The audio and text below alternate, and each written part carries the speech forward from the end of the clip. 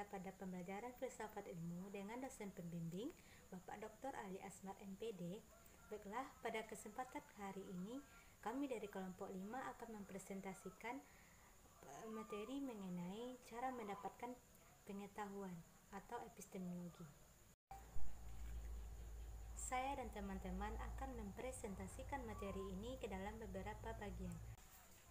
Nah, pada kesempatan kali ini kami akan melakukan presentasi secara bergantian, dimulai dari Sofni Fajriani, kemudian akan dilanjutkan oleh Suci Aisyah Putri, yang ketiga akan dilanjutkan oleh Ikhwan Al-Qadri, yang keempat yaitunya saya sendiri, dan yang terakhir akan disampaikan oleh Raffi Putra.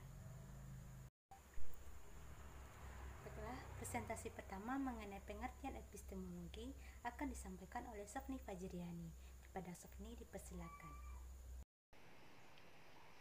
Terima kasih kepada moderator. Baiklah, saya akan menjelaskan tentang pengertian epistemologi. Epistemologi berasal dari kata Yunani yaitu epistememe yang berarti pengetahuan dan logos yang berarti perkataan, pikiran, atau ilmu. Epistemologi bermaksud secara kritis mengkaji pengandaian-pengandaian dan syarat-syarat logis yang mendasari dimungkinkannya pengetahuan serta mencoba memberi pertanggungjawaban rasional terhadap klaim kebenaran dan objektivitas. Epistemologi juga disebut teori pengetahuan atau theory of knowledge. Epistemologi dapat didefinisikan sebagai cabang filsafat yang mempelajari asal mula atau sumber, struktur, metode, dan validitas dari suatu pengetahuan. Pengertian epistemologi menurut para ahli yang pertama, menurut Musa Asy'ari, yang mengatakan bahwa epistemologi adalah cabang filsafat yang membicarakan mengenai hakikat ilmu dan ilmu sebagai proses, yang merupakan usaha yang sistematik dan metodik untuk menemukan prinsip kebenaran yang terdapat pada suatu objek kajian ilmu. Yang kedua, menurut P. Hardono Hadi, yang menyatakan bahwa epistemologi adalah cabang filsafat yang mempelajari dan mencoba menentukan kodrat dan skop pengetahuan, pengandaian-pengandaian dan dasarnya, serta pertanggungjawaban atas pernyataan mengenai pengetahuan yang dimiliki. Yang ketiga, menurut D.W. Hamlin, yang mendefinisikan epistemologi sebagai cabang filsafat yang berurusan dengan hakikat dan lingkup pengetahuan, dasar-dasar dan pengandaian-pengandaiannya, serta secara umum hal itu dapat diandalkannya sebagai penegasan bahwa orang memiliki pengetahuan. Jadi, epistemologi adalah ilmu yang membahas tentang pengetahuan dan cara memperolehnya. Sekian yang dapat saya sampaikan, saya kembalikan kepada moderator.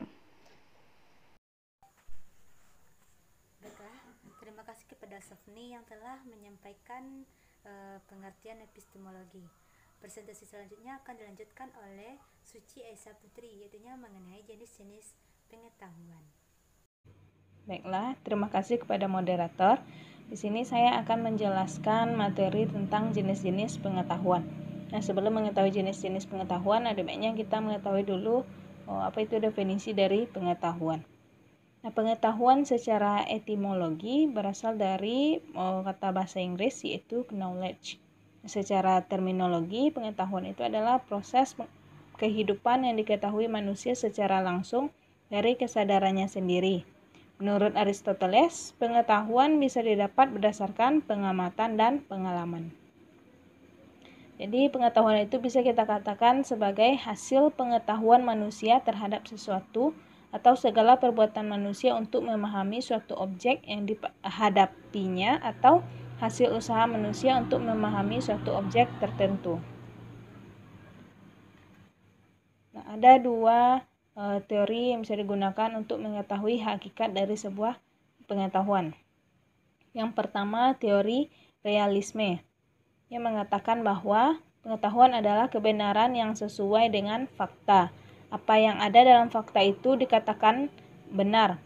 Dengan teori ini dapat diketahui bahwa kebenaran objektif juga dibutuhkan, bukan hanya mengetahui kebenaran yang subjektif. Yang kedua, teori idealisme. Ini memiliki perbedaan pendapat dengan teori realisme. Pada teori ini dijelaskan bahwa pengetahuan itu bersifat subjektif. Baiklah, demikian yang dapat saya sampaikan. Saya kembalikan kepada moderator. Oke, presentasi selanjutnya akan dilanjutkan oleh Ikhwanul Qadri. Kepada Ikhwan dipersilakan.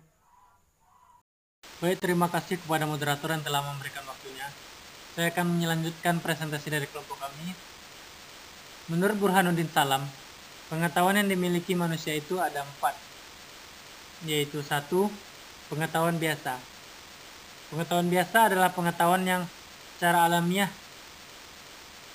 yang mana bisa diterima secara baik. 2. Pengetahuan ilmu. Pengetahuan ilmu yaitu merupakan suatu metode berpikir yang dengan tujuan yaitu untuk menggambarkan serta memberi makna. 3. Pengetahuan filsafat. Pengetahuan filsafat ialah pengetahuan yang berdasarkan logika. Pengetahuan yang ditemukan atau dipikirkan berdasar spekulatif. 4. Pengetahuan agama. Pengetahuan agama adalah pengetahuan yang hanya diperoleh oleh Tuhannya dari para utusannya. Pengetahuan agama bersifat mutlak dan wajib diyakini oleh pemeluk agama.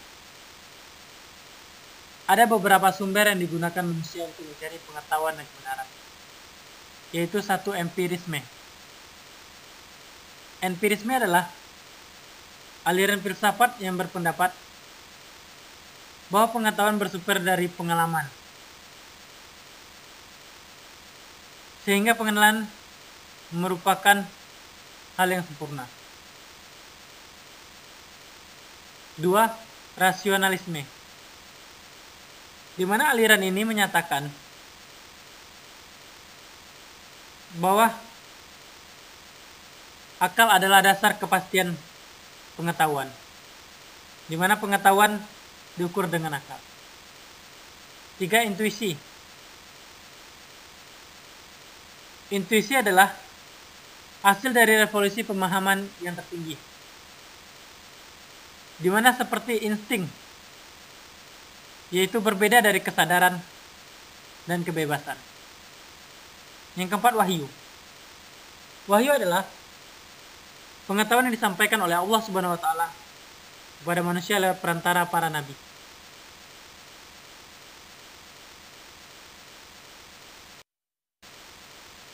Baik, selanjutnya aktualisasi epistemologi.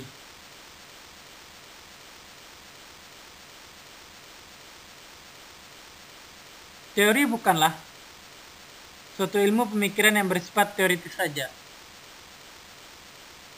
Ilmu yang hanya bersifat pemikiran-pemikiran dan dimensi dari berbagai kalangan filsuf saja. Sejarah pemikiran saja, melainkan ada aplikasinya dalam kehidupan nyata. Berikut beberapa aktualisasi epistemologi dalam aspek kehidupan nyata, yaitu 1. Teori pengetahuan sebagai ilmu. 2. Teori pengetahuan sebagai cara berpikir. 3. Teori pengetahuan sebagai pandangan hidup. 4.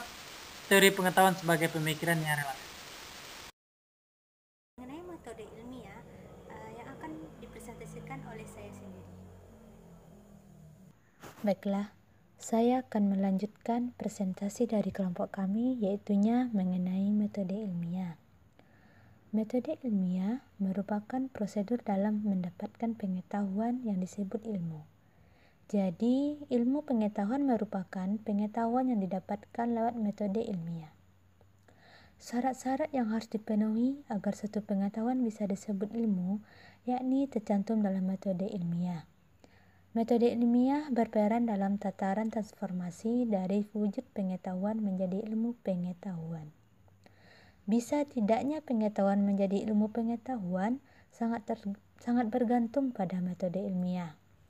Dengan demikian, metode ilmiah selalu disokong oleh 2 pilar pengetahuan, yaitu rasio dan fakta secara interaktif. Presentasi yang terakhir, yaitunya akan dilanjutkan oleh Raffi Putra. Kepada Raffi dipersilakan.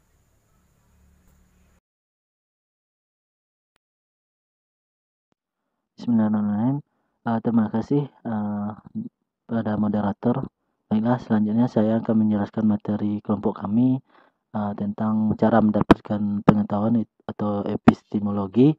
Materi selanjutnya itu metode ilmiah. Pengetahuan yang diperoleh oleh manusia melalui akal indera mempunyai metode tersendiri dalam teori pengetahuan.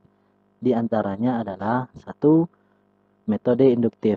Induktif merupakan suatu metode yang menyimpulkan pernyataan-pernyataan hasil observasi disimpulkan dalam suatu pernyataan yang lebih umum. 2.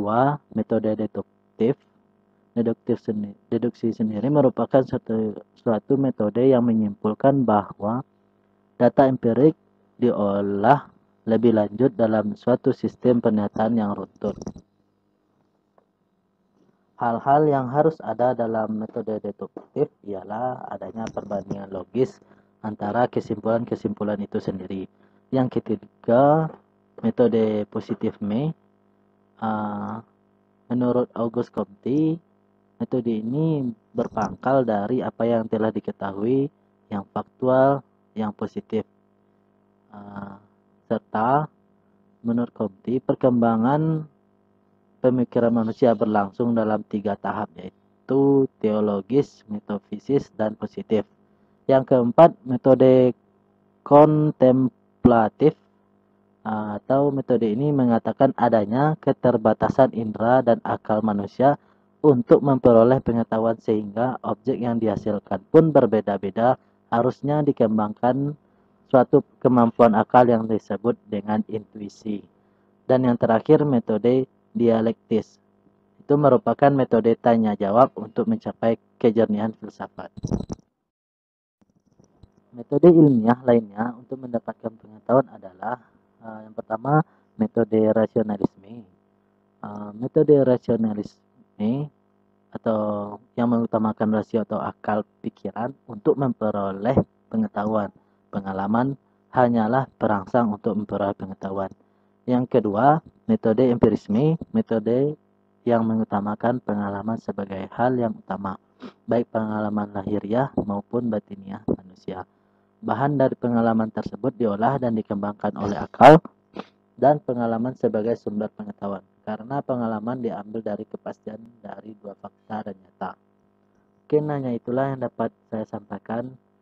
Saya kembalikan kepada moderator. Demikianlah presentasi dari kelompok kami. Kritik dan sarannya akan kami tunggu demi perbaikan pembelajaran kita bersama. Sekian dulu presentasi pada hari ini. Saya tutup dengan membaca